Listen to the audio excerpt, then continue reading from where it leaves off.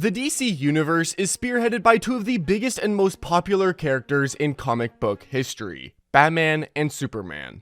But a hero is only as good as their villains, and The Dark Knight and the Man of Steel have some of the most iconic villains in history. Batman's rogue gallery of folks like Scarecrow, Bane, Poison Ivy, and the Joker. Superman's powerhouse opponents like Doomsday, Mxyzptlk, Parasite, and Lex Luthor. Each group of villains give their hero a challenge, but what if Batman and Superman switched villains? Now, before we get into the good stuff, I want to tell you a little bit about our heroes and the villains they bring to the table. Bruce Wayne, a young billionaire orphaned when an act of violence occurs against his parents that he was unwillingly subjected to. Witnessing them gunned down prompted Bruce to begin a journey of self-discovery. Deciding he would never let another innocent soul fall victim to violence if he could do something about it, he traversed the world and gathered knowledge and skills far exceeding the normal man. Returning home with his new skill set and reassuming control of his massive fortune, Bruce would spin it all the way into his new identity as the vigilante, Batman. On the other side of the coin, Kal-El escaped the destruction of his home planet Krypton. The infant would find himself landed in Smallville, Kansas, where he was taken in by humble farmers Jonathan and Martha Kent. The Kents would re-Christian baby Kal-El to Clark Kent and instill in him the virtues and nobility that would one day take him to the skies as Superman. Both Batman and Superman have found themselves faced with villains perfectly suited to combat them. Batman's rogues and their large elaborate plans to destroy Gotham and topple Batman, and Superman's rogues and their attempts to outstrength the Man of Steel and make an example out of him. True to a good old-fashioned story though, heroism always prevails, and outside of a couple bumps or bruises, Batman and Superman beat their baddies and saved the day. Now, what if the villains decided it was like a celebrity wife swap and went to go fight against the other guy? Could the results change? I will find out.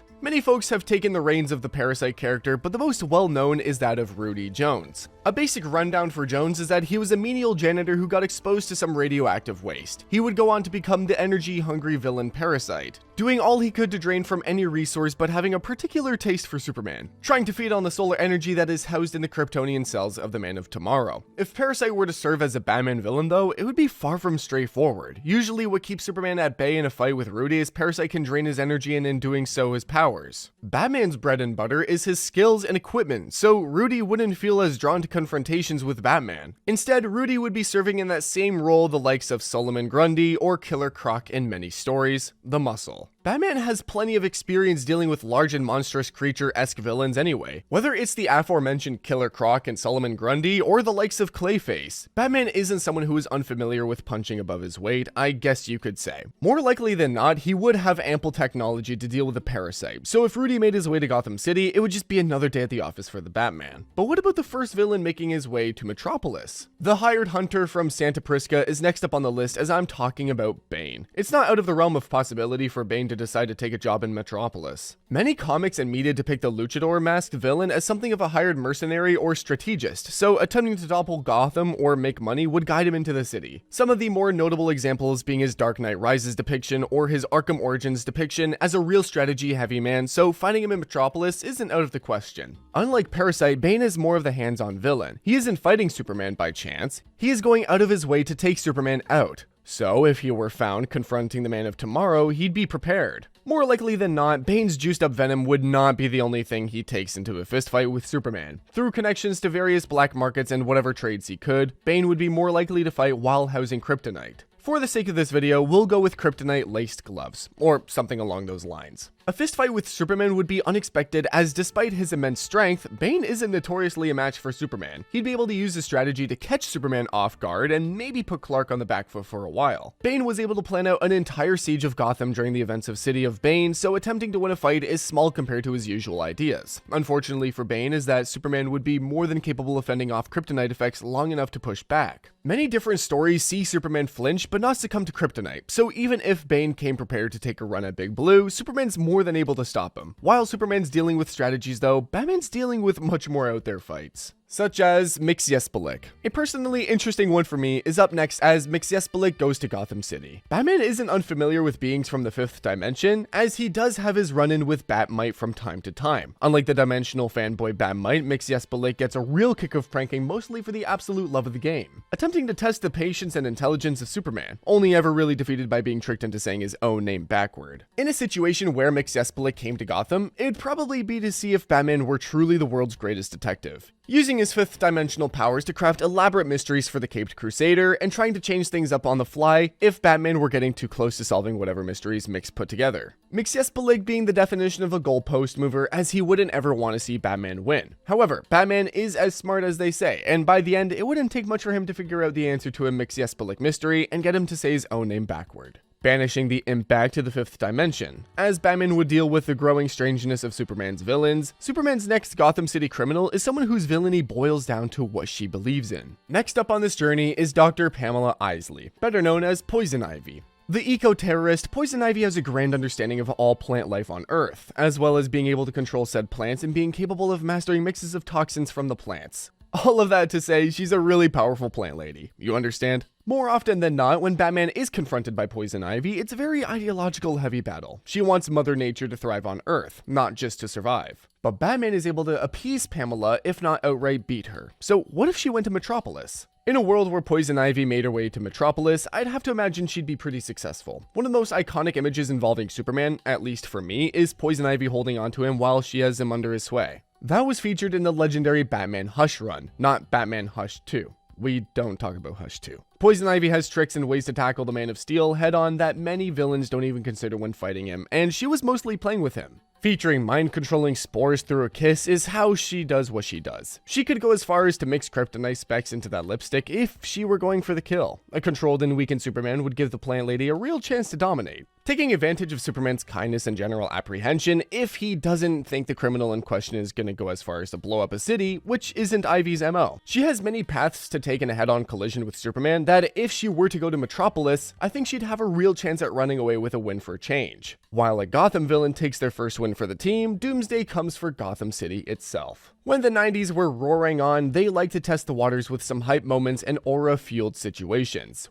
One of those was the 90s classic comic event, The Death of Superman. Death of Superman focused on the character called Doomsday, a beastly creature that was crafted to be the perfect killing machine. From then on, he had his eye set on the Man of Tomorrow, and outside of Superman's iconic loss, they've had a real 50-50 back and forth ever since. Doomsday throwing his weight around and deciding to go rampage Gotham City isn't entirely out of the question. He is a being of chaos and destruction, so it doesn't really matter where he goes to kill stuff as long as he's killing stuff. Finding himself in Gotham City would see him suddenly become the most dangerous thing around. I think back to his major role in Death of Superman and how he just leaped from city to city, steamrolling his way through. It would be like that more than anything. Now, Doomsday in Gotham would draw the immediate attention of Batman, and it would be one of the most dangerous fights he'd find himself in. Doomsday already has the notoriety, so trying to topple the monster is all Batman could do. Not even necessarily for a kill, but just to stop him. That would lead to an immediate move for something such as his Hellbat armor, forged by the Justice League for fights just like this. The contest would be close, maybe even in Doomsday's favor, but if Batman exerted himself and all of his options, he would be able to knock out Doomsday. Not necessarily a win, but he would put a stop to his rampage. Back in Metropolis though, Superman would possibly learn what true fear is really like. Dr. Jonathan Crane, a lot of Batman's villains are doctors,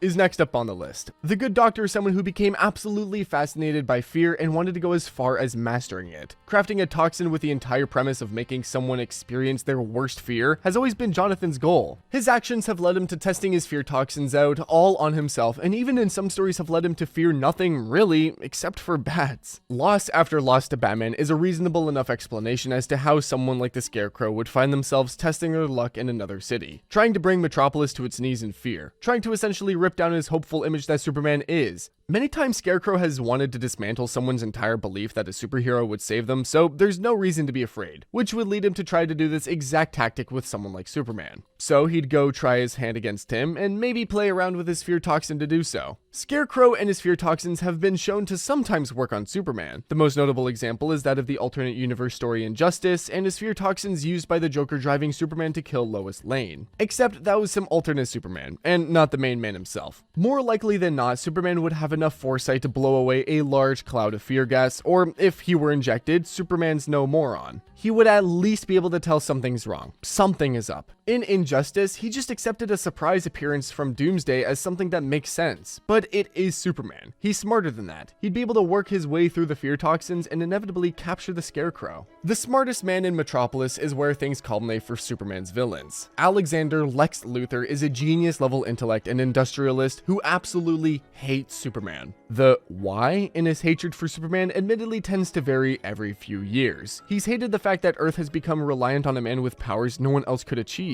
He hates that Superman is unwilling to truly change the Earth for the better. He recently had a fantastic monologue in KO over that, suggesting if Superman were to win, he wouldn't really make Earth something better. He would make Earth exactly the same as it was prior to the KO event. It's poignant. It's how he feels. Aggravation. But what if he went to Gotham? Lex Luthor has had many stories where, funnily enough, he has tried to find some common kinship with Batman in his own twisted way. When Luthor discovered Bruce Wayne and Batman were one in the same, he blackmailed Batman into letting him join the Justice League. When Bruce Wayne's fortune went belly up for a while there, Lex started funding Batman Incorporated. There is a strange parallel here. I like to think that Lex has the most interest and actual respect for Batman, with Batman being a human amongst gods, though I don't think Luthor has that same kind of interest or respect for Green Arrow. Everyone likes to beat up Green Arrow. But if there is some interest, how would there be any confrontation? If Luthor were driven to Gotham and forced into a confrontation with Batman, it would boil down to Luthor not thinking Bruce does enough. A LexCorp tower working its way into Gotham City.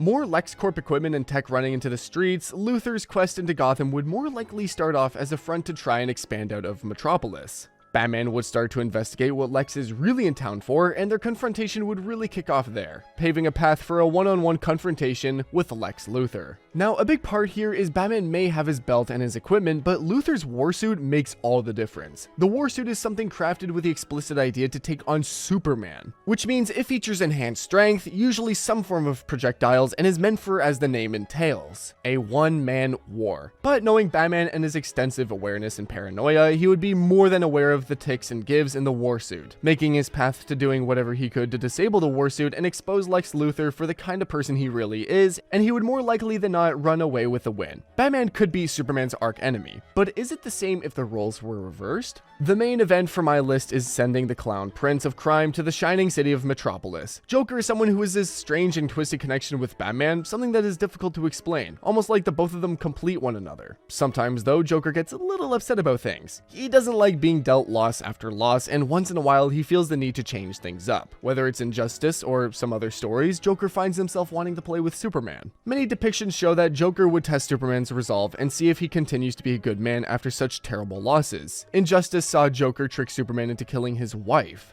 The CW's Crisis alluded to Joker gassing Brandon Routh, Superman's entire Daily Planet team, and killing them all. Joker is an evil kind of being, and to put him against the altruistic Superman isn't anything out of the ordinary, so he tried to win by taking Superman down a peg, cause it'd be fun for him. Joker would approach a confrontation with Superman in a way that amuses him, using his Joker toxins to terrorize Metropolis and give everyone something to smile about, attempting to goad Superman into snapping and doing all he can to really drive him over the edge. But unlike Poison Ivy or the Scarecrow, Joker's approach would fail because of how much it's a game to him. Superman would be able to simply blow away the Joker gas and scoop the Clown Prince of Crime into the sky, aptly and swiftly defeating him. The mainline Superman is all about heroism, and it'd take a lot for the clown to even make a dent in him. Obviously, there are other villains, but these were just some examples of what it'd be like if Superman and Batman switched villains. Like the video, click the link above for more just like it.